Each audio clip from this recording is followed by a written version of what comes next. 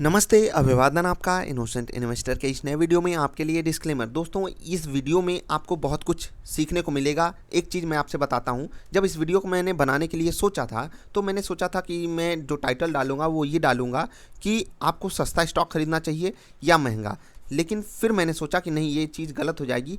हम ये डालेंगे कि सस्ता स्टॉक खरीदने का मतलब है कि आप कबाड़ खरीद रहे हो। ठीक, अब सस्ता इस बेस पे नहीं होता कोई स्टॉक 5 रुपए का है तो वो सस्ता हो गया, कोई 10 का है तो वो महंगा हो गया। ये होता ही नहीं है। बाजार में इसकी अलग रणनीति होती है, इसकी अलग टेक्निक होती है, एक अलग से वीडियो है, आप जाकर देखिएगा सबसे सस्ता स्टॉक कौन सा होता है। ठीक, बहुत मायनों में सस्ते स्टॉक्स बहुत अच्छा काम कर जाते हैं, उनकी अलग खूबी होती है। लेकिन सस्ता स्टॉक खरीदने का मतलब है कि आप 90% केस में कबाड़ खरीद रहे हो। तो वही चीज़ हम आज आपको प्रूफ के साथ बताएंगे और अपने पोर्टफोलियो की भी कुछ स्टॉक्स मंत्रणा करेंगे आपके साथ। तो चलिए हम आगे बढ़ेंगे। दिल पे मत ले लीजिएगा कोई चीज़। अगर आप सस्ता स्टॉक खरीदते थे तो कुछ गलत नहीं था। ये जनरल इंडियन टेंडेंसी होती है कि 10 के बदले पहली चीज़ तो यहीं पर इसको सस्ता समझा जाएगा, 5 वाला सस्ता है 10 वाला महंगा है। दूसरी चीज़, जब कोई पी को समझ पाता है तो वो सोचता है कि लो पी बहुत अच्छी चीज़ होती है और वैल्यू पिक के नाम पर आपको कबाड़ सिखाया जाता है बड़े बड़े कोर्सेस में। ठीक, ये चीज़ मैं आज आपको प्रूफ कर दूंगा। ठीक है, लो पी देखो, जब आप नए नए आते हो बाजार में आपको लगता है 5 वाला स्टॉक 10 से सस्ता है। फिर जब आप थोड़े से स्मार्ट बन जाते हो तो आपको लगता है कम पी वाला स्टॉक बहुत अच्छा होता है हाई पी वाले के। ठीक है, इसके कंपैरिजन में। ठीक, लेकिन मैं आपको यहाँ पर कुछ अलग ही पिक्चर दिखाऊंगा। तो चलिए हम पिक्चर पे चलते हैं। ट्रेलर बहुत हो गया, वीडियो लाइक कर लेना अगर आपको कंटेंट पसंद आता है तो इंकरेज किया कीजिए, जिससे कि लगे कि हाँ भाई साहब कुछ अच्छा मैं आप लोगों को दे पा रहा हूँ। चलिए पहले तो हम कुछ सस्ते स्टॉक्स की बात करेंगे जो बाजार में बहुत ही चीप अवेलेबल हैं। आईटीसी अपने पीयर्स से भी सस्ता मिलता है, बाजार से भी सस्ता मिलता है। ठीक है, ओवरऑल सिनारियो में ये एक बहुत ही सस्ता स्टॉक है। इसलिए नहीं क्योंकि ये 200 पे ट्रेड कर रहा है, इसलिए क्योंकि इनका जो प्राइस टू अर्निंग रेशियो है, यानी कि 200 रुपये के शेयर पे आपको एक शेयर के बदले कंपनी जितना कमा कर दे देती है। बहुत सी ऐसी कंपनियां आपसे 1000-2000 भी ले लेती हैं शेयर के दाम पर, लेकिन उतनी कमाई करके नहीं दे पाती। यानी कि ये कंपनी कमाती तो बहुत है, बाजार में चलती नहीं है। मैं कंपनी का एनालिसिस नहीं दे रहा हूँ, इसलिए बहुत तेजी से चलूंगा, कुछ स्टॉक्स का डिस्कशन करूंगा आपके साथ। कोल इंडिया, आप सबको पता है कि ये स्टॉक कोविड लो बनाने के बाद भी एक अलग से लो बना देता है। ठीक, कुछ बिजनेस में दिक्कतें थी, प्राइवेट जो एंट्री आई थी उसको लेकर। खैर, इसको अगर आप थोड़ा सा आगे लेकर जाओगे, ये स्टॉक लो बनाता है 110, 15, 20 रुपए का और वहां से 150 रुपए पे आता है, क्लोज टू 40-50% का रिटर्न देता है। बात इसकी नहीं है, बात है चलने की कि लॉन्ग टर्म में ये स्टॉक चला या नहीं। आप लॉन्ग टर्म चार्ट जाकर देखोगे, लगातार गिरावट गिरावट गिरावट। ठीक है, आईटीसी में अगर आप लॉन्ग टर्म चार्ट पे जाकर देखोगे क्या दिखाई देगा, लॉन्ग टर्म में गिरावट गिरावट गिरावट। और ये सब वैल्यू पिक्स हैं, आपको सस्ती चीज़ें बताई जाती हैं। इंडियन ऑयल कॉर्पोरेशन कितनी बड़ी कंपनी है आपको पता है, भारत की सबसे बड़ी पेट्रोलियम कंपनी। ठीक है, 100 रुपये पे अवेलेबल है इसलिए नहीं सस्ती है, 100 पे अवेलेबल है इसलिए सस्ती है क्योंकि प्राइस टू अर्निंग जितने, मतलब 100 रुपये का स्टॉक इतनी कमाई आपको करके देता है क्या, जाकर देखिए। हिंदुस्तान पेट्रोलियम, भारत पेट्रोलियम, वो तो भारत पेट्रोलियम भला, भारत पेट्रोलियम का जो प्राइवेट के नाम पे थोड़ा सा उछल गया है, बाकी ये सब स्टॉक्स आपको सस्ते मिलेंगे। लॉन्ग टर्म में इनका चार्ट देखिए क्या किया है आपके साथ, आपके पैसे को क्या किया है आप देख रहे हो ना। उसके बाद चलते हैं एक और स्टॉक पे, स्टेट बैंक ऑफ इंडिया। मतलब अगर इनको मैं अपने, जो मेरा सबसे प्यारा बैंक है, सबसे फेवरेट बैंक है कोटक महिंद्रा बैंक, मुझे बहुत पसंद है ये बैंक। मैं ये चीज़ आपको ओपनली कहता भी रहता हूँ, अगर पसंद है तो ऑफकोर्स सी बात है मेरे पोर्टफोलियो में भी होगा। कुछ और स्टॉक्स डिस्कस करेंगे जो पोर्टफोलियो में है। अब आप अगर कोटक महिंद्रा बैंक के बराबर आप स्टेट बैंक ऑफ इंडिया को वैल्यूएशन देने लग जाओ, मैं ये नहीं कह रहा हूँ कि ऐसा कुछ कभी हो पाएगा, हो जाए बहुत अच्छी बात है, SBIN शेयर होल्डर्स के लिए बहुत अच्छी चीज़। बाकी यही स्टॉक यहाँ से हो सकता है कि 1500, 1800, 2000, 2500, 3000 पे ट्रेड करे। ठीक है, उसी टाइप के वैल्यूएशन पे। लेकिन आप लॉन्ग टर्म चार्ट देखिए। ठीक है, लॉन्ग टर्म चार्ट देखिए, 1 डे की कैंडल पे देखिए, कहाँ गया स्टॉक, कहीं गया नहीं गया, अटका रहा, ऊपर नीचे करता रहा। आपको सारी कहानी पता है और पीछे जाओगे तो वही चीज़ रिपीट हो जाएगी, कुछ खास है नहीं। मतलब घुमा घुमा के आपको रख दिया है। अभी तो ये ऑल टाइम हाइस पे गए हैं और बहुत ज़्यादा चांसेस है कि यहाँ से भी गिर के वापस नीचे आ जाएं, बहुत ज़्यादा चांसेस है। ये मेरा पर्सनल कन्विक्शन है, बाकी आपका अलग हो सकता है, मैं उस पर अभी हस्तक्षेप नहीं करना चाहता वहाँ पर। अन्य किसी सरकारी स्टॉक को आप ले लीजिए, साउथ इंडियन बैंक, ये सॉरी प्राइवेट है, एक बैंक ऑफ बड़ौदा स्टॉक ले लीजिए। ये भी मतलब सरकारी बैंकों की यही खूबी है कि वो चलते नहीं हैं और बहुत ही सस्ते अवेलेबल होते हैं प्राइस टू अर्निंग रेशियो के हिसाब से। कुछ लॉसेस में भी आ जाते हैं, लेकिन जब कमाते हैं तो अपने शेयर के मुताबिक जो बाजार में कंपेरिजन है, जो इनके पीयर्स का कंपेरिजन है, प्राइवेट पीयर्स का कंपेरिजन है, उसके मुकाबले जो है सस्ते मिलते हैं। साउथ इंडियन बैंक प्राइवेट है लेकिन फिर भी इसकी जो पी है वो कम है, यानी कि सस्ता स्टॉक अवेलेबल है। इसलिए नहीं क्योंकि 10 का है, इसलिए क्योंकि प्राइस टू अर्निंग कम है। याद रखिएगा, जब अर्निंग दिखाता है तब की मैं बात कर रहा हूँ, यानी कि सस्ता चीप स्टॉक अवेलेबल है। अन्य कुछ स्टॉक्स भी आप जाकर देख सकते हो, मैंने आपके साथ ढेर सारे स्टॉक्स का डिस्कशन किया है। अब मैं चलूँगा हाई पी वाले स्टॉक्स की तरफ और वहाँ पर आपको चीज़ें दिखाने की कोशिश करूँगा और आपको ये बता दूंगा कि आप कबाड़ कैसे खरीदते हो। कोटक महिंद्रा बैंक, यहाँ पर वीकली चार्ट, वीकली नहीं लगाता हूँ, नहीं तो आप कहोगे उसमें वन डे दिखाए और इसमें आप वीकली दिखा रहे हो। ठीक है, लॉन्ग टर्म का चार्ट देखिए भाई साहब, भाई साहब, भाई साहब। और कोई चार्ट चाहिए आपको? और कोई चार्ट चाहिए? अब आप खुद बता दीजिए, लॉन्ग टर्म में इससे प्यारा, इससे खूबसूरत, इससे बेहतर चार्ट आप मुझे ढूंढ कर ला कर दे सकते हो? मतलब कहीं भी आप पैसा लगा दो पैसा बनने वाला है, कहीं भी आप पैसा लगा दो पैसा बनने वाला है। लॉन्ग टर्म बहुत महंगा स्टॉक है। लोग कहते हैं कोटक महिंद्रा बैंक इतना महंगा क्यों ट्रेड करता है? भाई अच्छा बैंक है, जाकर सर्विसेज ले लो, आपको पता चलेंगी बातें। ठीक है, तो मैं ये नहीं कह रहा हूँ हर जगह सर्विसेज अच्छी हैं, ज़्यादा चांसेस में अच्छी होती हैं, कुछ जगह पे होते हैं कबाड़ लोग होते हैं। जैसे कबाड़ स्टॉक्स होते हैं वैसे अच्छे स्टॉक्स में कबाड़ लोग होते हैं। तो अगर आपके साथ उनका एक्सपीरियंस हुआ है तो आप इग्नोर कीजिए। बाकी ये स्टॉक अगर आपको सस्ता इन द सेंस प्राइस में सस्ता मिल जाता है, महंगा तो रहेगा भाई, अच्छी चीज़ें महंगी रहती हैं और ये आपको एक्सेप्ट, ये यूनिवर्सल ट्रुथ है भाई कि आईफोन दुनिया में सबसे ज़्यादा बिकने वाला फ़ोन है। और हो सकता है जितने लोग सुन रहे हो भाई दिल पे मत ले लेना, उनमें से 70, 80, 90, 95% एक बार के लिए सोचें क्या यार हम आईफोन क्यों लें, हम कुछ और ना ले लें। मतलब एक बार के लिए अफोर्डेबिलिटी इशू आ जाता है कि भाई साहब हम आईफोन क्यों खरीदें, हमारे पास बेटर ऑप्शंस अवेलेबल हैं। लेकिन फिर भी सोचिए इतना महंगा आईफोन दुनिया में सबसे ज़्यादा बिकने वाला फ़ोन है।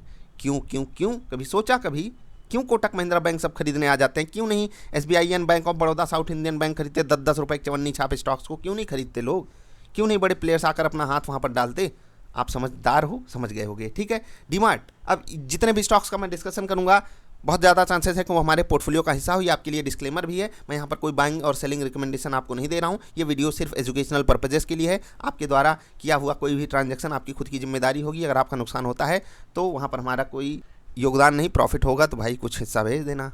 चलिए आगे बढ़ते हैं। मजाक एक तरफ, मजाक नहीं, सीरियस डिस्क्लेमर को बिल्कुल सीरियसली लिया कीजिए। किसी पे आपको विश्वास नहीं करना। मैं जो चीज़ें मैं बता रहा हूँ अगर आपको वो पसंद आती हैं तो आप आगे बढ़कर डिसीजन लिया कीजिए। ठीक है, तो चलिए अगले स्टॉक की बात करेंगे, टाइटन। ठीक है, डीमार्ट क्यों इतना महंगा ट्रेड करता है आपको सब पता है भाई साहब। इनके स्टोर में चले जाइए, इतना सस्ता प्रोडक्ट देते हैं और इनके स्टॉक को लेने आ जाइए भाई इतना महंगा स्टॉक मिलता है। इसलिए नहीं क्योंकि ये 3000 का है इसलिए महंगा है, इसलिए क्योंकि बाजार में इस स्टॉक को बहुत ज़्यादा सम्मान मिलता है। भाई साहब कोविड की सिचुएशन में मैं यहाँ आपको दिखाऊंगा, स्टॉक गिरता है तुरंत उठ जाता है। मतलब मार्च अप्रैल में गिरावट आती है, मार्च में, अप्रैल मई में उठ जाता है, हाइज के आसपास चला जाता है। 1-2-3 महीने में कोई स्टॉक गया था, बहुत रेयर चांसेस थे कोई स्टॉक अपने ऑल टाइम हाइज के आसपास भाग गया हो तुरंत गिरते ही। चलो हटो यार, क्या मंदी अंदी क्या होती है, हटाओ।